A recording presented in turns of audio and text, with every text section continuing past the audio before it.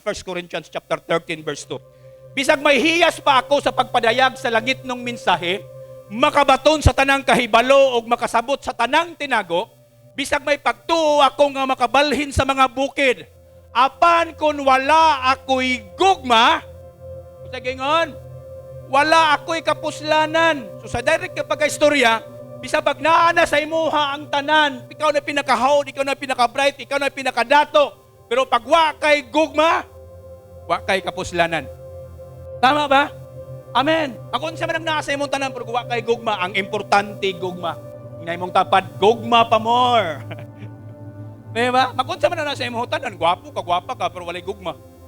Wala gyapoy pulos. Amen ba? Pero kung naa ang gugma sa Ginoo, kaya na to nga mo-offer ngadto sa uban. Verse 3, unsa gingon da? Bisag ipanghatag ko pa ang tanan nga ania kanako ug ipasunog ang akong lawas. Apan kun wala ako'y gugma, ang tanan mo ingon, wala kini kapuslanan.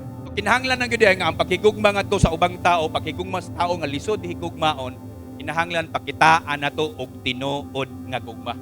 Kay ang gugma manggod magtabon sa tanang sala. Ang gugma mao nay magtabon sa tanang mga kapakyasan. Matabunan bisa magrabe kapakyasan niya, bisa grabe kadautan niyang gihimo. Tungod kay nahigugma ka, di nimo to tan-aon. Come on. Di ba? Ingana ang tinuod nga gugma. Nga bisan pag-unsa siya dawat nimo ba? Kita ingana pud ba ya, bisa grabe na to ka makasasala, grabe na to kadautan at tubangan sa Ginoo. Pero si Lord gihigugma gihapon ta.